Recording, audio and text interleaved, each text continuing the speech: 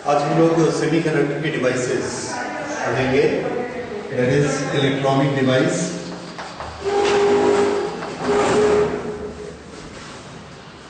Electronic device में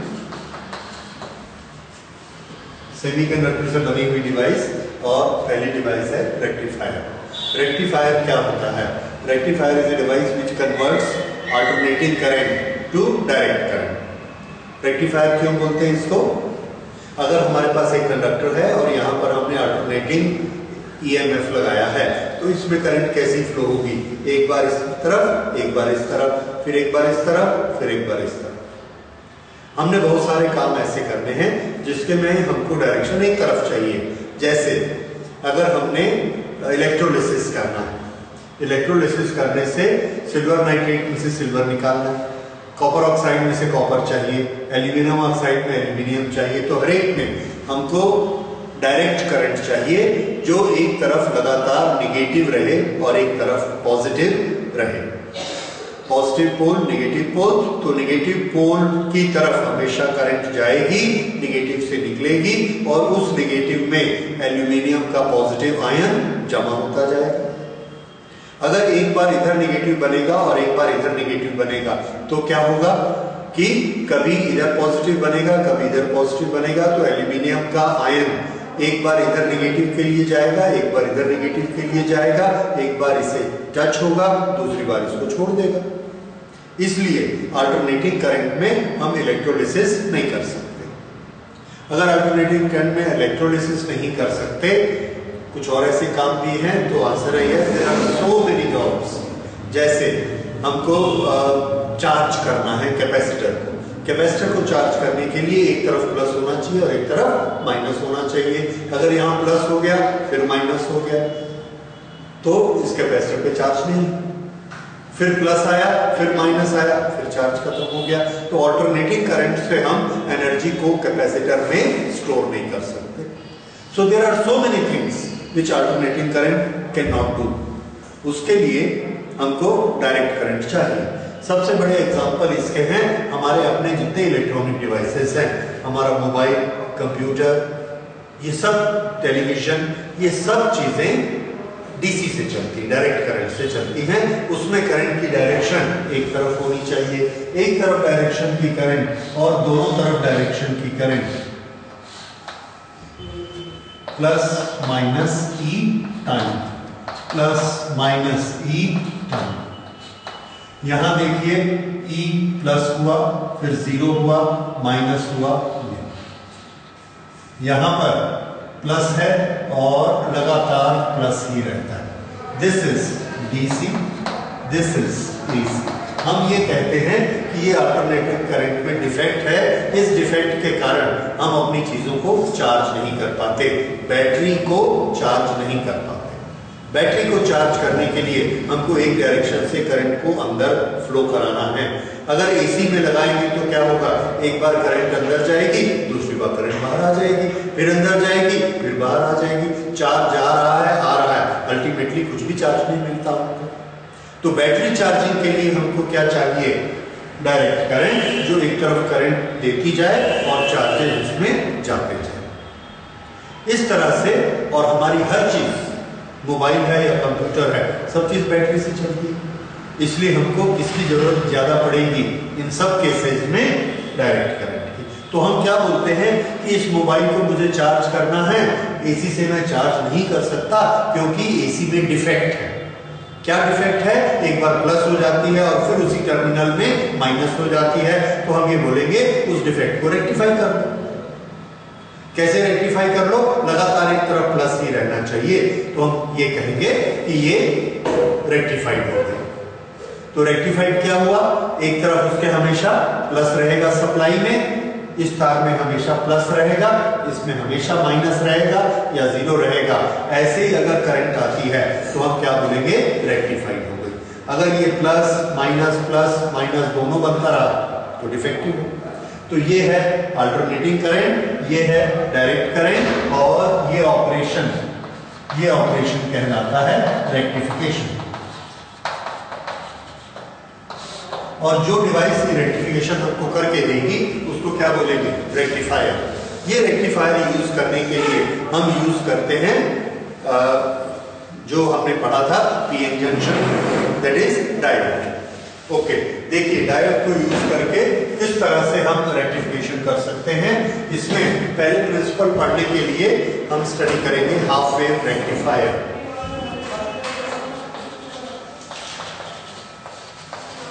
half wave rectifier, half wave rectifier, half wave rectifier के लिए हम एक डायोड यूज करेंगे। ओके, अब इसको जो हम वोल्टेज देंगे, ये वोल्टेज को एसी को डीसी बना देगा, लेकिन उसकी वोल्टेज को ये कम ज्यादा नहीं कर सकता। हमको वोल्टेज कम ज्यादा करने की जरूरत पड़ सकती है, क्योंकि हमारे घर में जो सप्लाई होती है वो 220 वोल्ट की होती है, और हमारा मोबाइल जो चलता है वो 3 वोल्ट पे चलता है। कोई डिवाइस हमारी 6 वोल्ट पे चलती है, कोई डिवाइस 12 वोल्ट पे चलती है, तो हमको वोल्टेज भी अलग अलग चाहिए।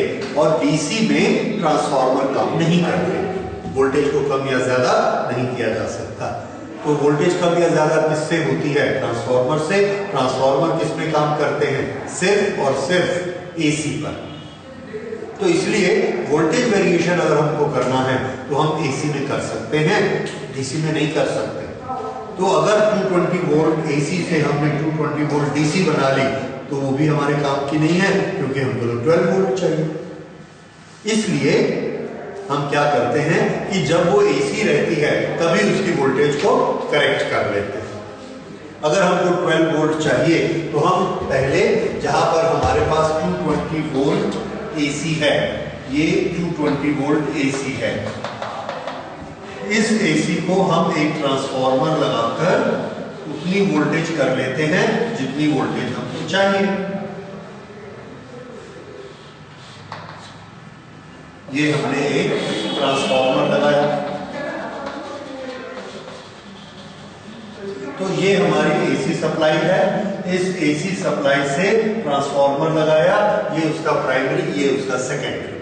तो सेकेंडरी से 12 वोल्ट निकला जो हमको चाहिए। अब इसके बाद हमने ये डायोड लगा दिया, और डायोड से एक तरफ ये डायरेक्ट और दूसरी तरफ ये डायोड लगाया, और यहां पर दोनों एंड में हमने वो लोड लगा दिया जिसके थ्रू हमको करंट चाहिए। जैसे मोबाइल चाहिए तो मोबाइल का चार्जर है, ठीक है, इससे हमने मोबाइल लगा दिया, इससे हमारे मोबाइल की बैटरी में करंट जाती है। ओके, ये जो करंट जाती है इसका प्लस माइनस कैसे चलता है इसे देखिए। एसी जब यहां पर आती है तो एसी का नेचर कैसा होता है? एसी का नेचर ऐसा होता है, पहले क्या बनेगा? प्लस, हाफ टाइम तक प्लस रहेगा और हाफ टाइम तक माइनस रहेगा। तो ये हाफ टाइम तक पॉजिटिव टर्मिनल रहेगा और हाफ टाइम तक नेगेटिव टर्मिनल रहेगा। जब ये पॉजिटिव टर्मिनल है उस समय ये नेगेटिव टर्मिनल है, और करंट की डायरेक्शन कैसी है? प्लस टू माइनस, ये यहां से ऐसे जाएगी और ऐसे आएगी, ये करंट की डायरेक्शन होगी। अगर ये करंट की डायरेक्शन है तो ये करंट को ये अलाउ करेगा कि नहीं करेगा? तो हम इसको देखते हैं, ये फॉरवर्ड बायस है कि रिवर्स बायस है। यहाँ इधर क्या होता है इसका? P, और इधर क्या होता है? N। ये हमने क्या लगाया? प्लस P के साथ, तो ये फॉरवर्ड बायस हुआ कि reverse bias? Forward bias. Forward bias में ये करंट को अलाउ करता है कि ब्लॉक करता है? करंट को अलाउ करता है, इसलिए इसने करंट को यहां से अलाउ किया, करंट यहां चली गई ऐसे, तो ये हमारी बैटरी में से करंट फ्लो। अब इसका हमने ग्राफ बनाया, तो यहां पर जो हमको इसका आउटपुट मिलेगा, ये आउटपुट, ये ऐसे वेरिएशन हुआ, इसमें भी ऐसे वेरिएशन हुआ। अब उसके बाद ये बना माइनस, ये जब माइनस बनेगा उस समय ये प्लस बन जाएगा और करंट इधर से इधर जाएगा, ऐसा जाने की कोशिश करती है। तो अगर ये ऐसा जाने की कोशिश कर रही है तो इसकी बाइसिंग कैसी हो गई? दिस इज रिवर्स बाइसिंग, और ये अब इसको जाना अलाउ नहीं करेगा। अगर ये अलाउ नहीं करेगा तो करंट नहीं जाएगी, और उतनी देर तक यहां से यहां इतनी देर तक करंट नहीं जा रही है तो करंट क्या हो जाएगी, जीरो। ये टी टाइम। उसके बाद फिर से ये प्लस बना, ये माइनस बना और करंट पास हुई तो ये फिर ऐसा बना। उसके बाद हाफ टाइम तक फिर करंट फ्लो नहीं हुई, ये ऐसा बना, इस तरह से ये ऐसा बनता है। अब इसको हम देखते हैं। ये इसमें देखिए कि करंट ये वाला हिस्सा कभी भी माइनस होता है क्या, तो आंसर है कभी नहीं होता। या तो वो प्लस रहता है या जीरो हो जाता है, या प्लस हो जाता है या जीरो होता है, या प्लस या जीरो। कभी भी उल्टी डायरेक्शन में करंट नहीं जाएगी। तो अगर ये बैटरी है, हमारे मोबाइल की बैटरी है, तो इसमें ये प्लस बनेगा, करंट फ्लो होगी, जीरो बनेगा, नहीं होगी, फिर प्लस बनेगा, फिर और होगी, जीरो बनेगा, नहीं होगी, फिर प्लस बनेगा, फिर और होगी। लेकिन कभी भी उसमें से चार्ज निकलेगा नहीं, क्योंकि वो माइनस नहीं बनता है। इसलिए इसमें हमेशा चार्ज जाते जाएगा और बैटरी यहां से चार्ज हो जाएगी। So this is rectifier principle. तो रेक्टिफायर का प्रिंसिपल क्या हुआ कि डायोड लगा देने से कौन सा पार्ट गायब हो जाता है, नेगेटिव पार्ट इसका गायब हो गया, और सिर्फ कौन सा पार्ट उसमें से निकलता है, पॉजिटिव पार्ट निकलता है। सो दिस इज पार्शियल रेक्टिफिकेशन कि नेगेटिव हमने गायब कर दिया। लेकिन हम इसमें ये देख रहे हैं कि इसके पास जो एनर्जी थी, ये एनर्जी तो हमको नहीं मिली, that is a loss of energy. भले हमको पॉजिटिव मिला, लेकिन there is a loss of energy, और इसलिए लॉस ऑफ एनर्जी, इसलिए ये वाला जो सर्किट है, ये सर्किट हम लोग यूज नहीं करते। It is only to understand the principle. हम लोग इसके बाद इसको थोड़ा सा और एडवांस करके पढ़ते हैं, and that is a full wave rectifier. This was half wave rectify हुई और हाफ वेव नहीं हुई, इसलिए इसका नाम हाफ वेव रेक्टिफायर है। और अब देखिए फुल वेव रेक्टिफायर कैसे काम करता है। फुल वेव रेक्टिफायर में पहले वोल्टेज को करेक्ट करेंगे। यहां पर दिस इज इनपुट, और इनपुट में हमने लगाए AC। दिस इज ट्रांसफॉर्मर, और ट्रांसफॉर्मर से ये जो दोनों एंड्स निकलते हैं, दोनों एंड्स पे हमने डायोड लगा दिया। Let these diodes be D1 and D2। Okay, तो उसके बाद यहां से ये जो सेकेंडरी है, सेकेंडरी की ये जो पूरी कॉइल है, जहां पर ये हाफ होती है, हाफ वाली लोकेशन से हमने इस तार से एक कनेक्शन ले लिया। This is known as tapping. Tap मतलब नल लगाना और वहां से करंट को निकाल लेना। तो यहाँ की वार्निश निकाल के यहाँ से एक कनेक्शन हम बाहर ले लेते हैं, दिस इज टैपिंग। ये कनेक्शन ऐसा बाहर ले लेते हैं और इन दोनों को हम आपस में शॉर्ट कर देते हैं, ऐसा कंडक्टर से। ये सर्किट बना। इसका कोई भी एक पॉइंट लेके, यानी इन दोनों के जंक्शन से ये हम एक कंडक्टर लेकर आए, और ये कंडक्टर और ये कंडक्टर, ये दोनों कंडक्टर हमारे लिए दो टर्मिनल बने जो हमको इलेक्ट्रिक सप्लाई देंगे, और हम अपना रेजिस्टेंस या लोड इसके बीच में लगाएंगे जिस बैटरी को हमने चार्ज करना है।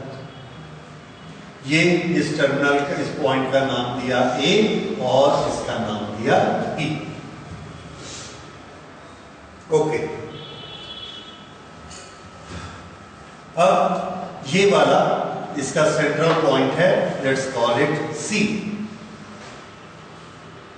ये दो टर्मिनल हैं ट्रांसफॉर्मर के, let's call them P and Q। P Q। Okay, अब इसमें हमने ये इनपुट दिया,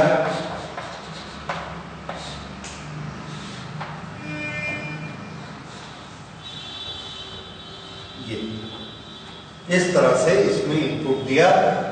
हाफ साइकिल पॉजिटिव रहेगा और हाफ साइकिल नेगेटिव हो जाएगा। जब ऐसा होता है तो यहां आउटपुट किस तरह का आएगा। देखिए, for the first half cycle ना, मैं उधर लिखता हूं।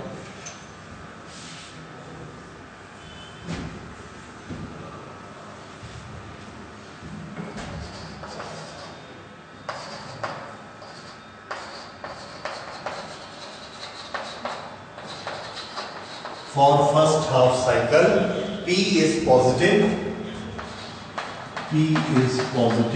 and Q is negative.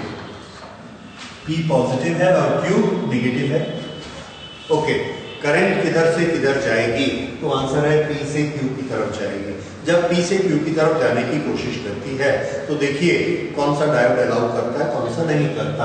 ये है प्लस, ये है P, ये N, P और ये माइनस।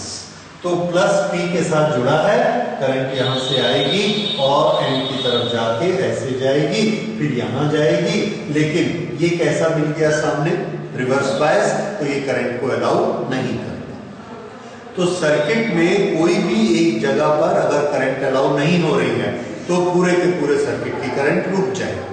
ये मत सोचिए कि यहां से यहां करंट आएगी, करंट नहीं फ्लो होगी। करंट कब फ्लो होती है? जब सर्किट पूरा थ्रू होगा और सभी इलेक्ट्रॉन एक साथ चलेंगे, नहीं तो नहीं चलेंगे। जैसे साइकिल की चेन है या साइकिल का व्हील है, चलेगा तो पूरा व्हील चलेगा, हमने एक जगह से रोका, पूरा रुक गया।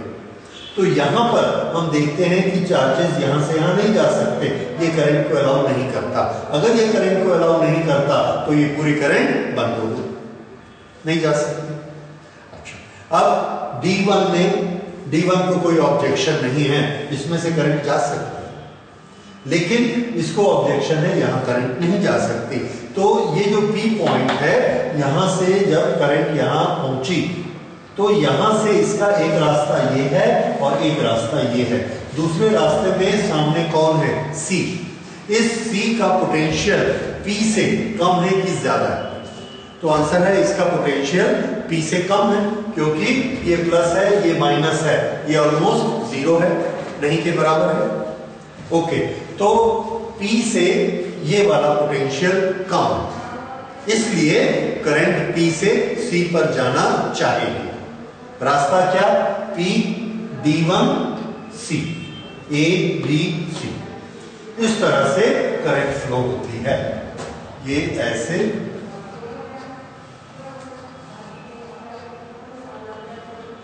और ये C पहुंच गई, high potential to low potential. दूसरा रास्ता ये है, ये अलाउ नहीं करता। क्यों? क्योंकि ये कैसा बायस है? रिवर्स बायस है। तो करंट कहां से कहां फ्लो हुई?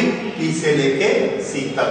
So for first half cycle P is positive, Q is negative, therefore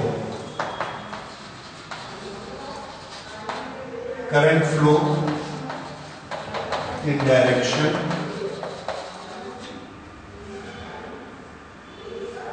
P D1 A B C, P D1 A B C, ये कब है? फर्स्ट हाफ में। ओके, तो फर्स्ट हाफ में हमको करंट मिली A से B, current बढ़ी और फिर जीरो हो गई। A B में करंट जो यहां से आई वो यहां से गई, तो ये करंट आई, ये करंट इसमें फ्लो हुई। ओके, अब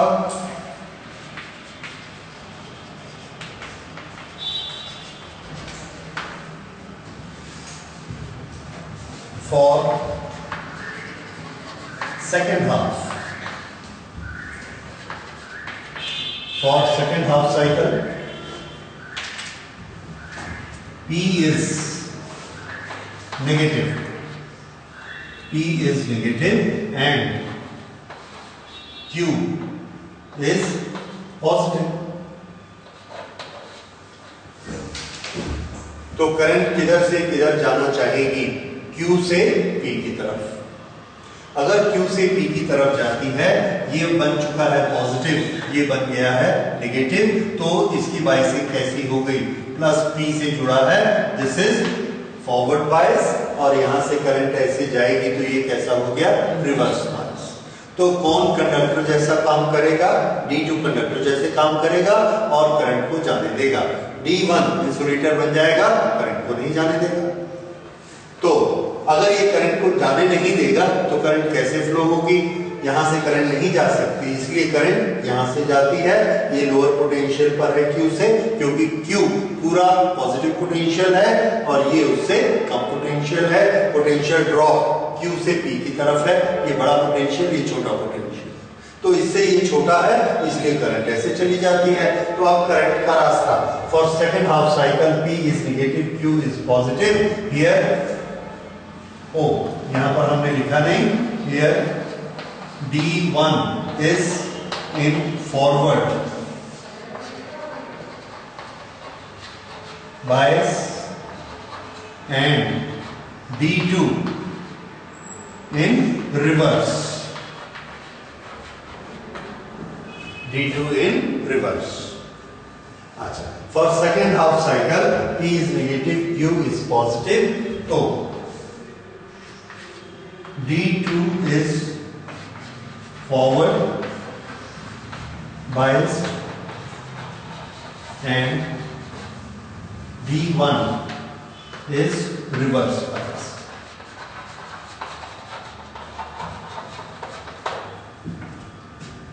D2 forward bias, D1 is reverse bias. Therefore, current has root, current को अब कौन सा रूट मिलेगा, Q से चली Q, D2, Q से D2, D2 को पार करके A B C, A B C, Q D2 A B C। तो ये सेकेंड हाफ की करंट हो गई। अब हम सिर्फ A और B पे ध्यान देते हैं कि करंट कहां से कहां गई, A B में, A से B की तरफ। ये पहले कहां गई थी, जब इधर से ऐसे गई थी तब भी गई थी A से B की तरफ। तो फर्स्ट हाफ साइकिल में कौन हायर पोटेंशियल पर था, A, कौन लोअर पोटेंशियल पर, B, तो A से B। सेकेंड हाफ में भी यही हुआ, A higher B lower, A से B। तो सेकेंड हाफ में ये वाला जो टाइम है, सेकेंड हाफ टाइम में भी A हाई और B लो इसी डायरेक्शन में गई। इस डायरेक्शन को हम मानते हैं पॉजिटिव डायरेक्शन और इसको मानते हैं नेगेटिव डायरेक्शन। तो अगर पहले ये पॉजिटिव डायरेक्शन में गई थी तो अभी फिर पॉजिटिव डायरेक्शन में गई। दूसरे टाइम में भी AC आई थी, नेगेटिव डायरेक्शन की, पर गई किधर, पॉजिटिव डायरेक्शन। इसका ये मतलब positive direction means what, A to B। तो फर्स्ट हाफ में भी A टू B जाती है, सेकेंड हाफ में भी A टू B जाती है। तो करंट हमेशा, ये जो हमारा डिवाइस लगा हुआ है, ये हमारा चार्जर है, ये बैटरी है, बैटरी में हमेशा करंट कहां से कहां फ्लो हो रही है, A से B की तरफ, एक ही डायरेक्शन, ये एक ही डायरेक्शन में है, कभी भी नेगेटिव या उल्टी करंट नहीं फ्लो हुई। तो ये कैसी हो गई, रेक्टिफाइड करंट, यूनिडायरेक्शनल, एक डायरेक्शन वाली रेक्टिफाइड करंट हो गई। So first half and second half in both cases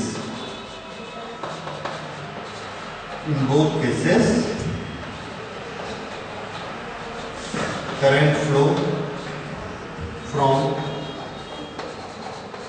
A to B. Current flows from A to B. Hence, this is unidirectional.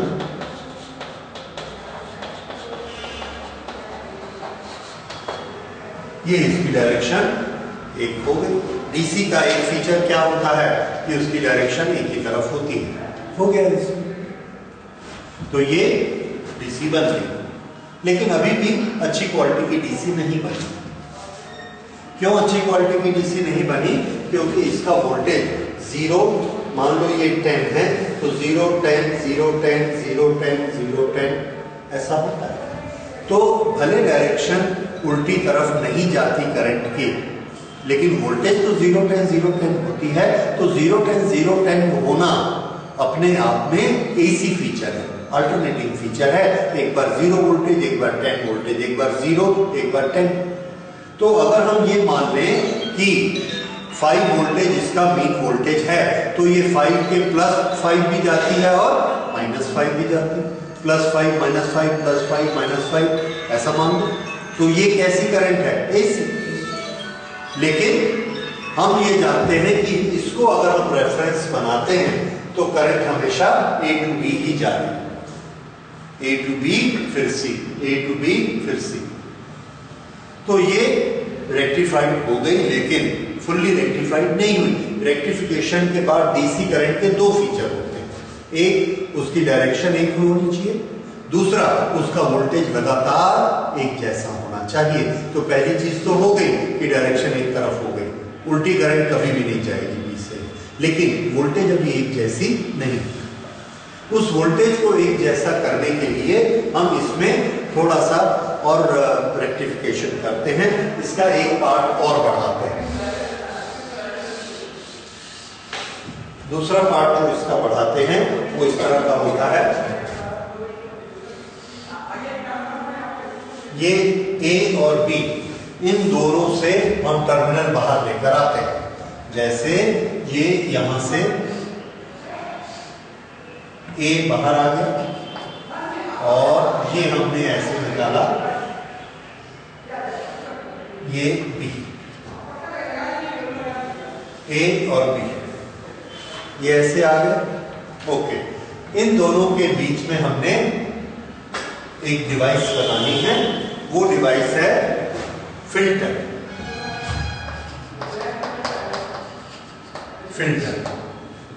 अभी ये जो सप्लाई हमको मिल रही है ये हमेशा पॉजिटिव है, इसलिए हम क्या कह सकते हैं? डीसी है। लेकिन फ्लक्चुएट हो रही है, इसलिए हम क्या कह सकते हैं? एसी है। तो इसमें दोनों तरह के मिक्सचर है, एसी भी है और डीसी भी है। ठीक है, तो हम इसमें से सिर्फ एसी पार्ट चाहते हैं, यानी पॉजिटिव पॉजिटिव रहे, लेकिन ये जो 0 10 0 10 हो रहा है डी एसी पार्ट, वो उसमें से हम फिल्टर आउट कर देना चाहते हैं, निकाल देना चाहते हैं। तो उसके लिए हम क्या करते हैं, इन दोनों के बीच में एक कैपेसिटर ऐसे लगा देते हैं। ये कैपेसिटर क्या करता है? तो आंसर है कैपेसिटर किसको अलाउ करता है? एसी को। तो यहां से एसी प्लस ऐसे यहां से एसी जाएगी ए से, ए को कहां जाना है? बी तक, ये बी, तो ए को बी तक जाना है, ऐसा चला जाएगा। किसको अलाउ करेगा? ये एसी को अलाउ करेगा। और किसको नहीं अलाउ करेगा? डीसी को नहीं अलाउ करेगा। अगर डीसी यहां से नहीं अलाउ होगी तो डीसी कहां चली जाएगी? ऐसे आगे चली जाएगी। इसका वोल्टेज जब बीच में 0 होता है उस समय ये इसको डिस्चार्ज होने के लिए, ज्यादा समय देने के लिए हम यहां पर एक हाई रेजिस्टेंस लगा देते हैं। इससे इसका CR सर्किट जो बनता है, इसका टाइम पीरियड ऑफ डिस्चार्ज बढ़ जाता है। तो अब क्या होगा कि यहां से ये सर्किट कहलाता है CR parallel circuit, this is a filter circuit. ये किसको अलाउ करता है? यहां से यहां शॉर्ट होना किसको अलाउ करता है? एसी को। और किसको नहीं अलाउ करेगा? डीसी। तो इसमें से यहां जाकर एसी फिल्टर हो जाएगी और this is a high resistance.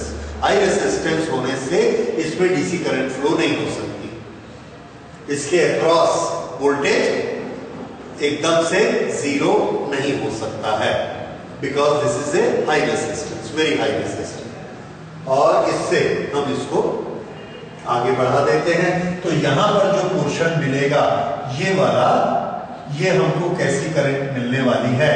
तो आंसर है ये हमको डीसी करंट मिलने वाली है। ठीक है, तो एसी यहां से जाती है और ये यहां पर जो डीसी बनती है, ये डीसी कैसी होगी?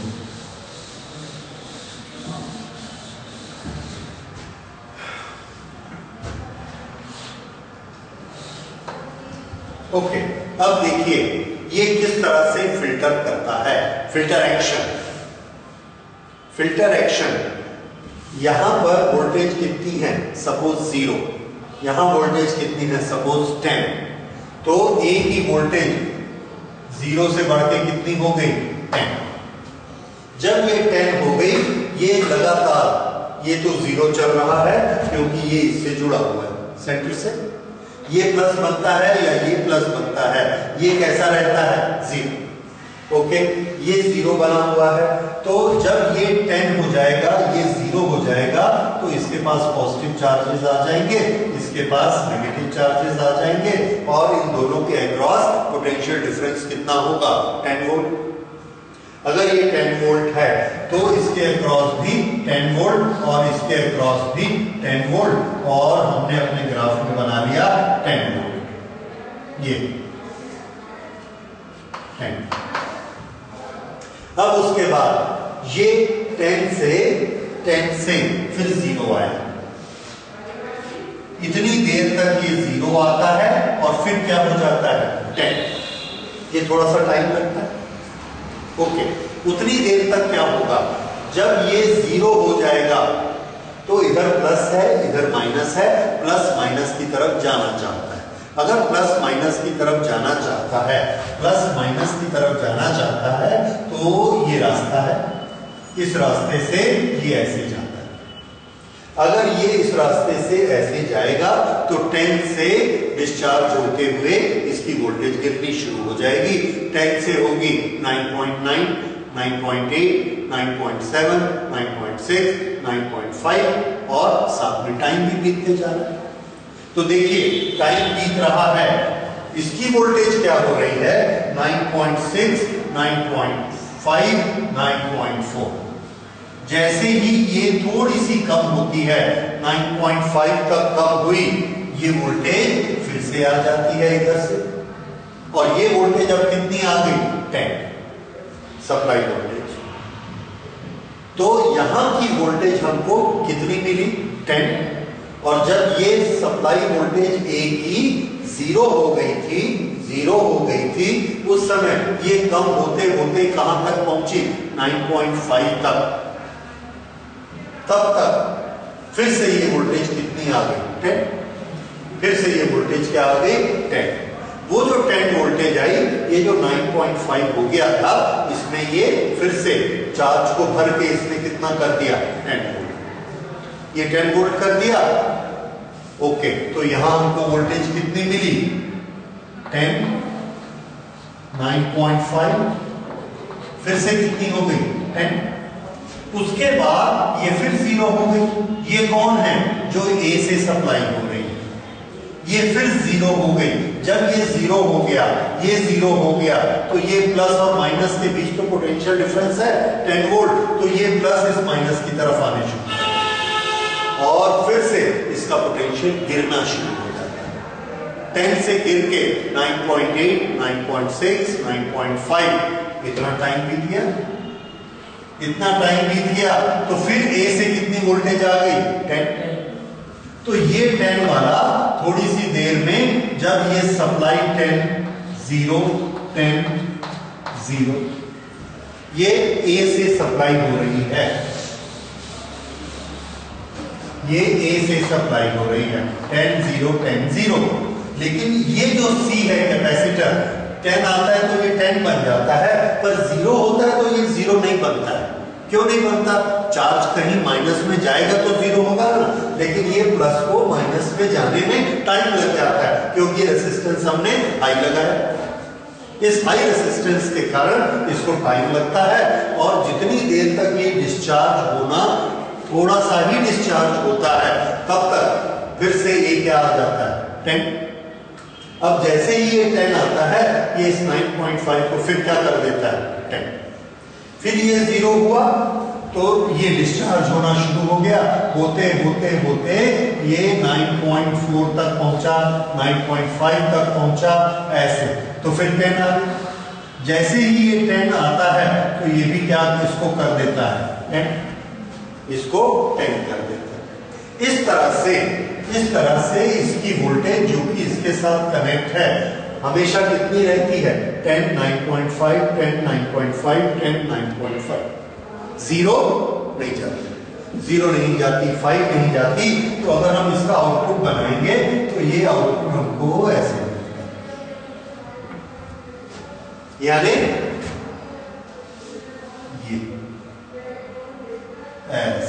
ये आउटपुट हमको मिलता है। थोड़ा सा डाउन होता है, फिर ये आ गया, फिर डाउन होता है, फिर ये आ गया। इसको देख के हमको ये याद आता है कि हमने एक सीताफल लिया, सीताफल में दाने दाने रहते हैं, हाइट और फिर गड्ढा, फिर हाइट, फिर डिप, फिर हाइट, फिर डिप। उसके ऊपर हमने एक पॉलीथीन लपेट दिया। उस पॉलीथीन की सरफेस को जब आप ऐसा टच करेंगे तो वो कैसी लगेगी? प्लेन। हल्का सा उसमें ऐसा उभार आएगा, बाकी वो कैसी हो जाएगी? प्लेन। उसके ऊपर पेपर रखा, पेपर रख के हमने उसको बांध दिया, ये इसके ऊपर एक एनवलप बन गया। उस एनवलप की हाइट अगर हम पूछेंगे तो उसकी हाइट कितनी आएगी? जो कि सबकी पीक वोल्टेज है, जो सबकी पीक हाइट है, वो आएगी। हम अपना हाथ ऐसे ले गए तो हमारा हाथ गड्ढे में नहीं चला, ये ऐसा ऊपर ऊपर चला। तो इसको क्या बोलते हैं? Envelope surface. इसलिए इस वोल्टेज को हम क्या बोलेंगे? Envelope voltage. तो इसका नाम क्या है? Envelope voltage. So when we fit a filter circuit on the way, then what we get in the output is envelope voltage, and this envelope voltage is quite smooth. हो सकता है पूरी smooth नहीं हो, लेकिन जो भी वेरिएशंस होंगे वो वेरिएशंस हार्डली 5% रह जाएंगे, जो कि यहाँ पर 100% वेरिएशन थे। 10 to 0, 0 to 10, अब ये 5% रहेगा। 0 to ये 10 to 9.5, 10, 9.5, 10, 9.5, which is we can say negligible। तो इस तरह से अब ये जो आउटपुट हमको मिला, ये वाला आउटपुट, ये कैसा है? Almost smooth. So this is DC. तो यहां से हमको जो करंट मिलती है, दिस इज रेक्टिफाइड करंट। और ये कैसी है? Direct current. इस तरह से दो स्टेज, ये हमने पहले दो डायोड लगाए और उसके बाद एक फिल्टर लगाया। दो डायोड और एक फिल्टर लगा के we get the total rectifier. तो ये रेक्टिफायर के दो पार्ट हो गए और इससे हमको डीसी मिलेगी। इस डीसी से फिर आगे हमको जो भी चार्ज करना है दैट वी कैन डू। तो उसका वोल्टेज का प्रेशर भी कम नहीं होता, ऑलमोस्ट एक जैसा ही रहता है। सो अब दोनों चीज हो गई, डायरेक्शन भी एक तरफ हो गई +2- और वोल्टेज भी लगातार कांस्टेंट हो गई। ठीक है। सो this is DC part of it. अब इसके बाद स्पेशल पर्पस डायोड। डायोड का एक्शन हम लोगों को मालूम है। अब इस डायोड को हम अलग अलग पर्पस के लिए यूज कर सकते हैं। डायोड का एक सबसे पॉपुलर और मेन फंक्शन हमने पढ़ा, that is rectification of AC to DC. Okay, ये उसका एक मेन फंक्शन है। इसके अलावा डायोड बहुत सारे अलग अलग फंक्शंस के लिए यूज होता है। उसमें पहला फंक्शन हम पढ़ते हैं जीनर डायोड। जीनर डायोड एक स्पेशल तरह का डायोड होता है। इनमें आप क्या पढ़ेंगे? अलग अलग तरह से हम एप्लीकेशन करते हैं। जैसे एक डायोड जीनर जो हम बनाते हैं वो क्या करेगा? वो जो हमारे को वोल्टेज सप्लाई हो रही है सर्किट में, उसको वो एक पर्टिकुलर लेवल तक लाएगा और उस लेवल पर ही हमको वो वोल्टेज देगा। ना तो वो उस वोल्टेज को बढ़ने नहीं देता है, वोल्टेज को बढ़ने नहीं देता है, उतनी ही वोल्टेज को रखता है। कम नहीं होने देगा, कम नहीं होने देगा। अगर हमने सप्लाई वोल्टेज कम कर दी तो वो बंद कर देगा सप्लाई, या कम कर देगा, लेकिन बढ़ने नहीं देगा। तो उसका फीचर क्या है? It will not allow supply to increase and it will maintain the voltage. तो जीनर डायोड का पर्पस जीनर डायोड का पर्पस है टू मेंटेन वोल्टेज, ये इसका वन लाइन पर्पस है। ओके, तो ये किस तरह से वोल्टेज मेंटेन करता है। वोल्टेज मेंटेन करने का प्रिंसिपल सीधे से समझने के लिए देखिए, वोल्टेज किसी भी चीज की कैसे बढ़ती है जब हम उसमें चार्ज भरते। कैपेसिटर को भी पढ़ा है, कंडक्टर को भी, जैसे जैसे हम चार्ज देते जाएंगे, दबा दबा के चार्ज देते जाएंगे, उसके अंदर की वोल्टेज बढ़ती जाएगी। चार्जेस का आपस का टेंशन बढ़ता जाएगा रिपल्शन के कारण, तो हम क्या बोलेंगे, उसकी वोल्टेज बढ़ रही है, टेंशन बढ़ रहा है। हम दबा दबा के उसमें डाल रहे हैं, हम वर्क कर रहे हैं, उसके अंदर की एनर्जी बढ़ रही है, उसका वोल्टेज बढ़ रहा है। ओके, तो ये वोल्टेज जब बढ़ता है तो हम इसको क्या बोलते हैं, चार्ज को डालने से वोल्टेज बढ़ा। ठीक उसी तरह से जैसे किसी टैंक में हम पानी डालेंगे तो पानी का क्या बढ़ेगा, लेवल, क्या बढ़ता है, लेवल। वैसे ही चार्ज डालते हैं तो क्या बढ़ता है, वोल्टेज। अब हमारे पास एक बहुत बड़ी पानी की टैंक है, ये इस पानी के टैंक से हमने एक दूसरा पानी का टैंक जोड़ा और ये पानी का टैंक जीनर का काम करता है। किस तरह से जीनर का काम करता है, देखिए, ये यहां से इसमें से पानी लीक होकर यहां ऐसे गिरता है। या दूसरी चीज मान लीजिए, यहां पर हमने एक ग्लास ट्यूब लगाई, ग्लास ट्यूब, इस ग्लास ट्यूब में अब यहां से हमने पानी भरा। यहां से जब हम पानी भरते हैं और इसमें इतना पानी हमने भर दिया, तो इसमें कितना पानी भरेगा, इसमें से पानी बह के यहां आया और यहां से गिरना शुरू हो गया। अगर यहां से गिरना शुरू हो गया तो इसमें पानी कहां तक आएगा, यहां तक। ये एक पर्टिकुलर लेवल पानी का, ठीक है। अब देखिए, इसमें हमने पानी ज्यादा भर दिया, कितना पानी भर दिया, ये मान लीजिए ये वाला लेवल 60 है, तो ये कितना होगा, 60। अब इसमें हमने पानी इतना ज्यादा भर दिया, इतना ज्यादा पानी भरा, ये यहां से पानी आया, इसमें तो बहुत मोटा ओपनिंग है। जैसे ही पानी इसमें चढ़ने लगता है, इसमें और ऊपर चढ़ने लगता है, तो इसमें चढ़ेगा, लेकिन जैसे ही चढ़ना शुरू होता है वो यहां से गिरता है, यहां से गिरना शुरू हो जाता है। ये वाटर की करंट, पानी की धारा बहने लगती है, ये यहां फ्लो होती है, तो इसका लेवल इतना।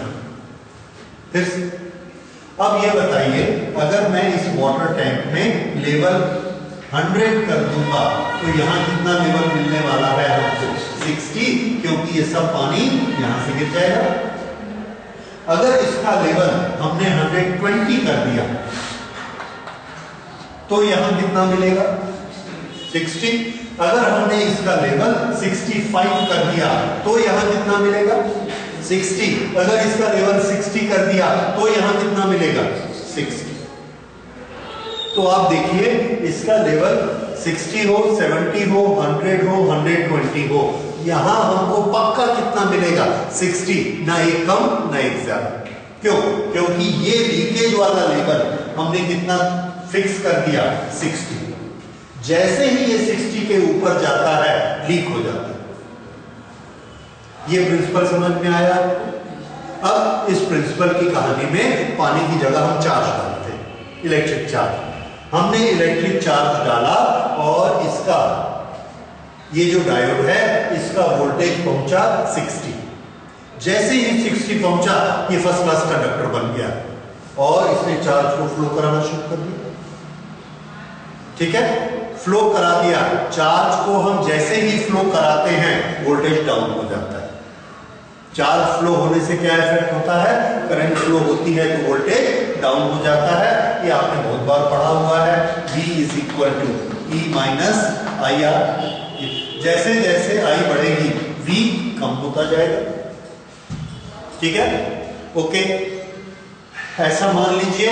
या ठीक है, ये एक्सप्लेनेशन सफिशिएंट है कि जब करंट बढ़ती है तो वोल्टेज कम हो जाता है। तो यहां पर आप देख रहे हैं कि इसकी करंट बढ़ जाती है और इसका वोल्टेज फिर कम हो जाता है। तो वोल्टेज फाइनली कहां पहुंच जाता है? 60, जितना भी हो।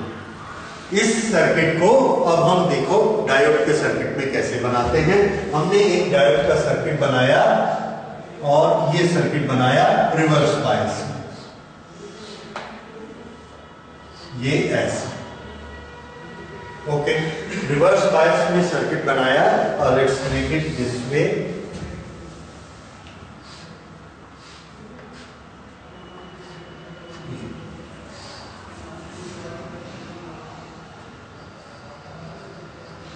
ये एक रेसिस्टेंस लगा दिया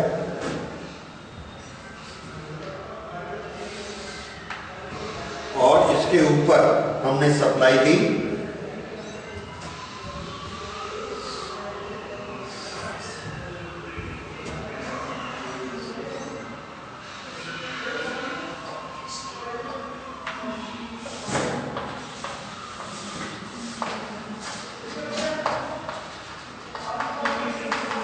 अनरेगुलेटेड सप्लाई, अनरेगुलेटेड, ये 60 to 120, ये अनरेगुलेटेड सप्लाई है, ओके। ये अनरेगुलेटेड सप्लाई हम यहां से देते हैं तो यहां से करंट फ्लो होगी और ये कैसा पड़ता है? Reverse bias. तो रिवर्स बायस करंट को फ्लो नहीं होने देता। अगर करंट फ्लो नहीं होती है तो ये पूरी की पूरी वोल्टेज इधर चली गई और इन दोनों के बीच में हमने लोड लगा दिया, रेजिस्टेंस। ये लोड लगाया तो इसके क्रॉस कितनी वोल्टेज होगी? आंसर है जितनी इधर से सप्लाई उतनी इधर हो जाएगी। अच्छा, अब देखिए यहां से वोल्टेज बढ़ाते बढ़ाते बढ़ाते ये कौन से बायसिंग में है? सॉरी, माइनस प्लस, ऐसा लगाया मान लो। अब मुझे इसे रिवर्स बायस बनाना चाहिए था। एक मिनट, डायग्राम नोट किए और आप डायग्राम ऐसे बनाइए। इसको मुझे रिवर्स बायस में लगाना है, तो अगर इसे हम प्लस बनाएंगे तो इसे हमको माइनस बनाना चाहिए, ऐसे प्लस और ये निगेटिव और ये क्या रहेगा? माइनस। इसके बीच में हमने क्या दी? Unregulated supply. ये रिवर्स बायस की करंट का डायग्राम देखिए। रिवर्स बायस की करंट का डायग्राम कैसा होता है? ये सैचुरेट हो गई, ये सैचुरेटेड करंट ऐसे आते आते आते एक वोल्टेज इतनी हाई हो जाती है कि ये करंट एकदम से बढ़ जाती है। ये जो वोल्टेज होती है इसमें इसका ब्रेक डाउन हो जाता है। क्या हो जाता है? Break down. ये ब्रेक डाउन के बाद ये ब्रेक डाउन पर हम क्या देखते हैं? The current become very high. This is current negative and current positive, this is voltage positive end voltage negative. Reverse bias में लगाया तो रिवर्स बायस में थोड़ी देर तक करंट कैसी रहती है? सैचुरेटेड।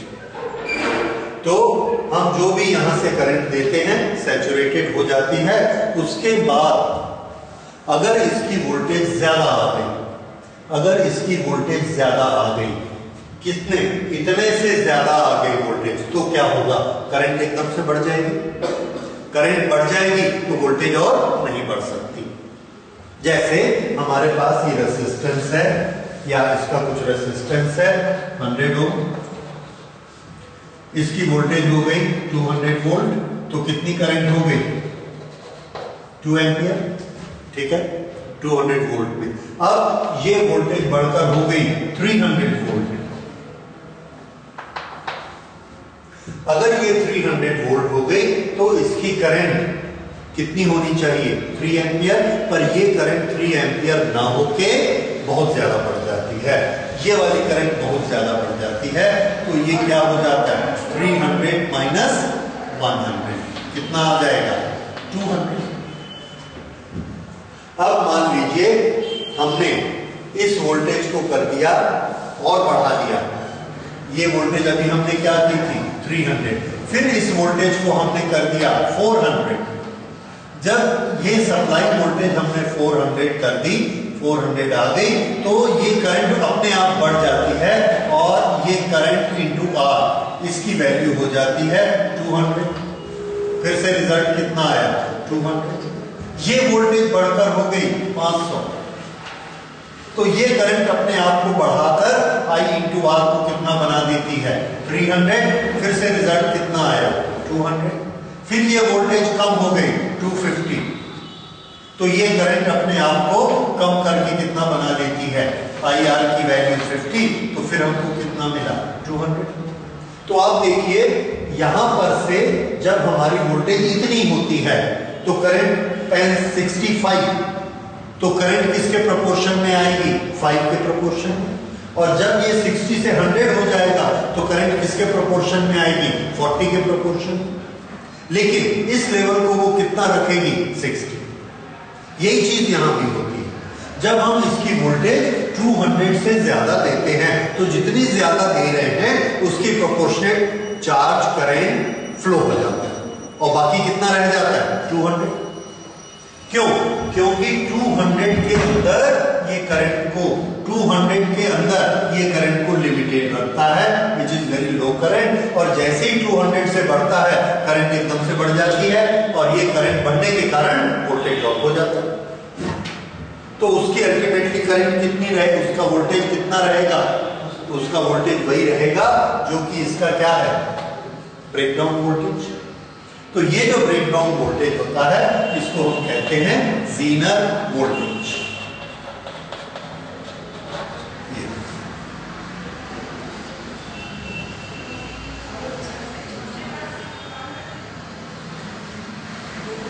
तो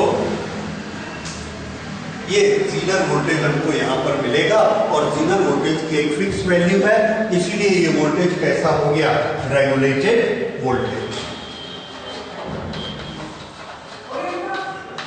रेगुलेटेड ओके। तो अब देखिए ज़ीनर वोल्टेज की दो प्रॉपर्टीज हमको याद रखनी है। एक, इसका सर्किट हमने कैसा बनाया है, फॉरवर्ड बायस की रिवर्स बायस, रिवर्स बायस। तो पहली चीज आप याद रखेंगे ज़ीनर वोल्टेज कैसे बायसिंग में होता है, रिवर्स बायस। दूसरा, जब इसका ब्रेकडाउन वोल्टेज आएगा तो हम तो वोल्टेज धड़ाधड़ बढ़ा देंगे, हम क्या एक्सपेक्ट करते हैं कि वो बहुत सारी करंट फ्लो करेगा। अगर उसको बहुत सारी करंट फ्लो करनी है तो उसके पास क्या ज्यादा होना चाहिए, चार्ज कैरियर। चार्ज कैरियर कैसे ज्यादा होते हैं, हमको उसकी डोपिंग ज्यादा करनी पड़ेगी। ज्यादा डोपिंग करेंगे तो ज्यादा चार्ज पार्टिकल उसको मिलेंगे। तो ये ज़ीनर डायोड की दूसरी प्रॉपर्टी। तो ज़ीनर डायोड की दो प्रॉपर्टी क्या हो गई, नंबर 1 हेवीली डोप्ड, और दूसरा fitted in reverse bias.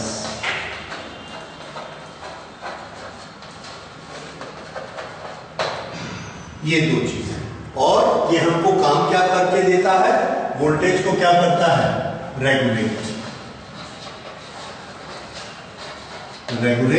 Voltage. ठीक है, तो वोल्टेज रेगुलेट करने के लिए कौन सा डायोड यूज करते हैं, ज़ीनर डायोड। ज़ीनर डायोड की स्पेशलिटी क्या है, it is a heavily doped diode and it is fitted in reverse bias. जिस वोल्टेज पर ब्रेकडाउन होता है उसको हम क्या कहते हैं, ज़ीनर वोल्टेज। ये वो वोल्टेज है जो हमें चाहिए। जैसे हमारा मोबाइल 3.3 वोल्ट पर हमको चार्ज करना है, 3.2 होगा बैटरी चार्ज नहीं होगी, 3.5 होगा इतनी ज्यादा चार्ज होगी कि गर्म होकर फट जाएगी। तो हम उतना भी टॉलरेंस अलाउ नहीं करना चाहते, तो हम क्या करेंगे, एक ऐसा डायोड लगाएंगे जिसका ज़ीनर वोल्टेज 3.3 होगा। तो 3.4 हो गया, 3.4 हो गया, चार्ज को फ्लो करा देगा। 3.2 हो गया तो रोक लेगा, उसको कितना आने देगा, 3.3। और उसको जो हम सप्लाई देंगे ट्रांसफार्मर से, हमेशा 3.3 से ज्यादा रहेगी, 3.4, 3.5, 3.6, 3.7, क्योंकि ऊपर की सारी करंट जितनी भी है सब ज़ीनर डायोड यहां से शॉर्ट सर्किट करा देगा, ऐसे शॉर्ट सर्किट करा देगा। इधर कितना बढ़ेगा, 3.3, जो कि इसकी ब्रेकडाउन वोल्टेज है। ब्रेकडाउन वोल्टेज के नीचे की वोल्टेज ये आगे बढ़ती है, क्यों, करंट फ्लो नहीं हो रही है, ये करंट ऑलमोस्ट जीरो है, नहीं के बराबर। This is high current. तो ये हाई करंट कब शुरू होती है, ज़ीनर वोल्टेज के बाद। और ये करंट कहां जाती है, ये करंट शॉर्ट सर्किट हो जाती है, ऐसे। तो ये करंट ऐसे शॉर्ट सर्किट हो जाती है, इधर नहीं जाती। इधर हमको कौन सी वोल्टेज मिलती है, हमेशा Zener voltage. So the voltage has become regulated. This is how Zener diode works.